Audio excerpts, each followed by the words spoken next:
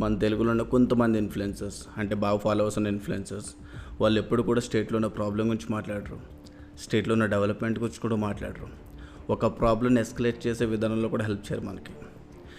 ఎప్పుడు కూడా పొలిటికల్గా మాట్లాడలేని వ్యక్తులు జస్ట్ ఎలక్షన్కి కొన్ని రోజుల ముందు వచ్చి ఆ పార్టీ నాయకుని సపోర్ట్ చేస్తారు, ఆ పార్టీని ప్రమోట్ చేస్తారు, అండ్ ఆ పార్టీ పాటలకి డ్యాన్స్లు వేసి ఆ రీల్స్ పోస్టులు కూడా పోస్ట్ చేస్తారు.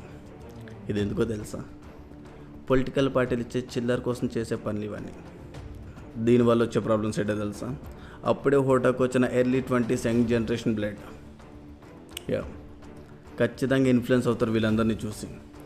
అందులో ఒక్కడి ఇన్ఫ్లుయెన్స్ అయినా ఆ ఒక్కడు వీళ్ళ మాటలు నమ్మి ఆ పలానా వ్యక్తికి ఓటేస్తే అది ఖచ్చితంగా దేశద్రోహం కింద వస్తుంది. అది అందుకే కొంతమంది ఇన్ఫ్లుయెన్సర్కి చెప్తున్నాను, వాళ్ళ పేర్లు కూడా తీయాల్సిన అవసరం లేదు, మీ అందరికీ కూడా తెలుసు. అండ్ మన ఎలక్షన్ కమిషన్ ఖచ్చితంగా వీళ్ళ మీద కఠిన చర్యలు తీసుకోవాల్సి ఉంటుంది. అండ్ ఇలాంటి ప్రాబ్లమ్స్ ప్రివెంట్ చేయడానికే చైనా ఒక చట్టం తీసుకొచ్చింది అక్కడ ఉన్న ఇన్ఫ్లుయెన్సర్స్కి.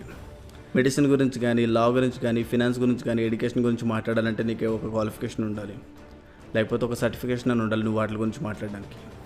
అవేం లేకుండా నువ్వు ఆ విషయాల మీద మాట్లాడితే నేను తీసుకెళ్ళి బొక్కలో పడేస్తారు. ఇలాంటి చట్టాలు ఇండియాలో కూడా తీసుకురావాలి. చైనాతో కంపారిజన్ ఎందుకు, మన పోటీ పాకిస్తాన్ అంటారా? ఎనీవే, ఇప్పుడు వచ్చే బై ఎలక్షన్ ఏది గెలవబోతుంది? బీఆర్ఎస్ఆ, కాంగ్రెసా? ఓటేయండి. Thank you.